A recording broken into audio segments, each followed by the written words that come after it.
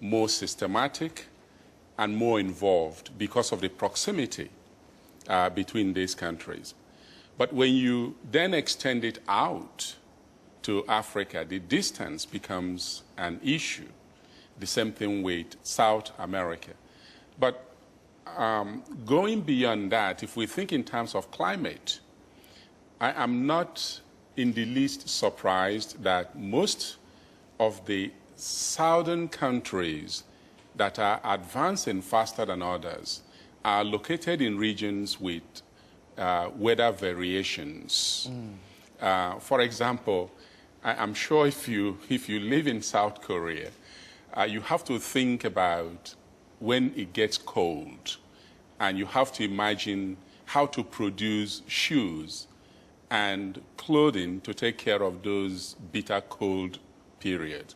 And in the summer, you have to think differently. So the environment ignites creative thinking that might result in entrepreneurial activities that may be absent in a different environment, like in the case of many sub-Saharan region, where the desert encroaches almost on a minute-by-minute basis. But more significantly, to look at environment more closely in line with what my colleague has said, Korea can share water, sanitation, public health experiences.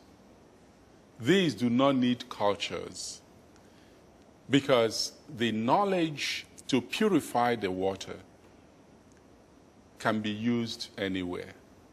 And part of the problem in Africa is access to clean water. If that knowledge can be shared, it improves health. No serious medical practice can exist without water. No manufacturing can exist without water. Just to take that simple example. Your energy production capacity, that can be shared in that location. Perhaps this might become the basis for mitigating the impact of environmental change on the livelihood of people in Africa. But I'm looking at this from distance, from weather, and the knowledge that we can share to empower those that need empowering. Back to Professor Khan. Indeed.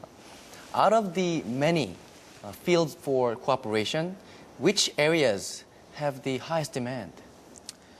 That's actually a more complicated question than it appears to be, because the world is uneven. And as Professor Kalu mentioned, for instance, in Africa, basic needs are really very urgent. Basic health care, subsistence, food, shelter, fuel. In other areas, they may be different. I would say that we have to distinguish between immediate needs and medium to long-term strategic needs for development. Several years ago, actually, I wrote a monograph on Africa, African debt and sustainable development.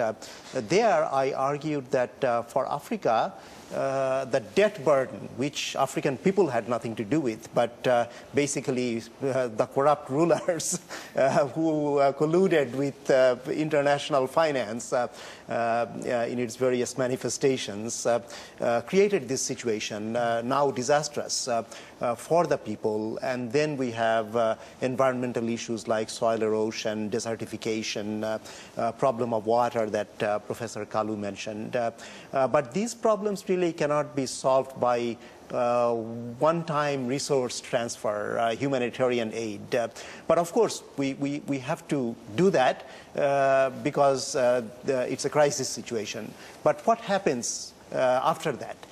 For that, I think some of the things that Korea has done, to be concrete, are really important to think about, because Korea started with one of the biggest disasters in the world, the Korean War.